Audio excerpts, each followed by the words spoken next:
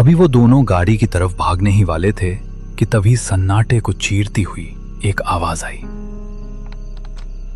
एक लकड़ी की लाठी जमीन पर टकरा रही थी। अंधेरे के बीच से एक धुंधली पीली रोशनी उभरने लगी। एक बूढ़ा आदमी उनकी तरफ बढ़ रहा था। उसकी लालटेन की लौ नीली पड़ रही थी। रात बहुत गहरी है मुसाफिरों, और इस जंगल की भूख उससे भी गहरी। बाबा, आप कौन हैं? यहाँ कैसे? हमारी गाड़ी खराब हो गई है, क्या आप हमारी मदद कर सकते हैं?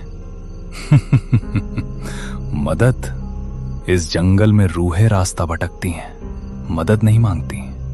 तुम लोग काला कुआं की जमीन पर खड़े हो।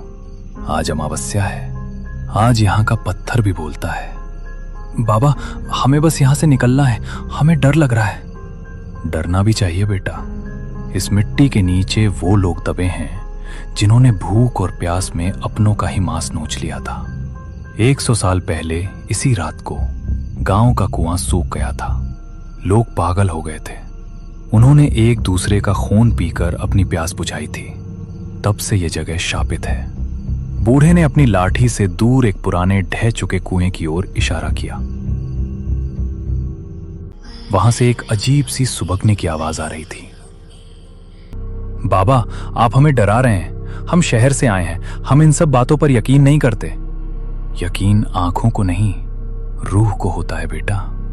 वो देखो, कुएं की मुंडेर पर। क्या तुम्हें वो औरत नहीं दिख रही जो अपने बच्चे को खून पिला रही है?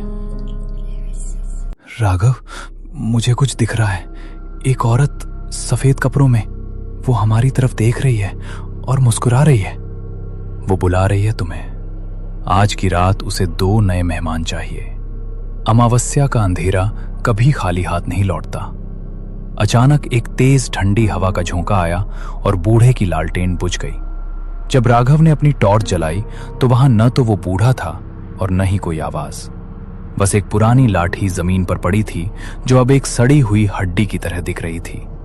बूढ़ा गायब हो चुका था, लेकिन उसकी डरावनी हंसी अभी भी हवा में तैर रही थी। राघवदेव और समीर पत्थर की तरह जम गए थे। तभी गाड़ी का रेडियो अचानक फिर से चालू हुआ, लेकिन इस बार शोर नहीं था, बल्कि एक बहुत ही सुरीली और जानी पहचानी लोरी बज रही थी। वही लोरी जो राघव की मां उसे बचपन में सुनाती थी। समीर, सुन रहा है? ये तो वही गाना है। मेरी मां, वो यहां है। क्या बकवास कर रहा है राघव? तेरी मां यहां कैसे हो सकती है? होश में आ, ये जंगल हमें पागल कर रहा है। देख समीर, सामने देख, वो मेरा घर है। वो खिड़की, मेरी मां वहां खड़ी मुझे बुला रही है। वो कह रही है कि खाना ठंडा हो रहा है। समीर ने टॉर्च उठाई और सामने देखा। वहां कोई घर नहीं था, सिर्फ कंटीली झाड़ियां और एक गहरी खाई थी जिसके नीचे वही काला कुआं था। लेकिन राघव को कुछ और ही दिख रहा था। उसकी आंखों की पुतलियां पूरी तरह सफेद हो चुकी थीं। राघव, रुक, वहां खाई है। तू कहां जा रहा है? मेरी बात सुन। समीर, तू भी आना।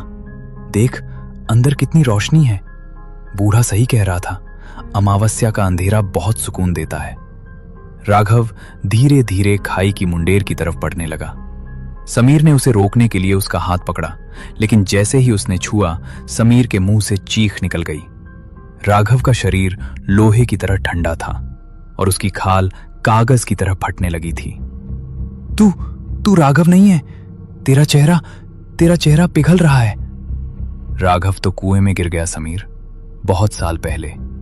आज तो सिर्फ मैं हूं। अचानक चारों तरफ से वही खटखट की आवाज आने लगी। सैकड़ों लालटेन की रोशनी झाड़ियों से उभरने लगी। वो सब बूढ़े चौकीदार जैसे दिख रहे थे जिनके चेहरे नहीं थे। उन्होंने समीर को घेर लिया। नहीं भगवान, मुझे बचा लो, मुझे यहां से जाना है। अमावस्या प्यासी है। समीर ने अपनी आंखें बंद कर ली।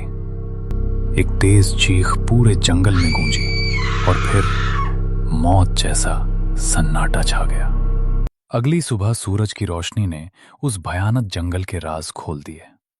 पुलिस को सड़क के किनारे वही पुरानी जीप मिली। गाड़ी का बोनट खुला था, लेकिन इंजन में कोई खराबी नहीं थी। गाड़ी के पास राघव का कैमरा गिरा हुआ था। जब पुलिस इंस्पेक्टर ने कैमरे का प्ले बटन दबाया तो वीडियो में सिर्फ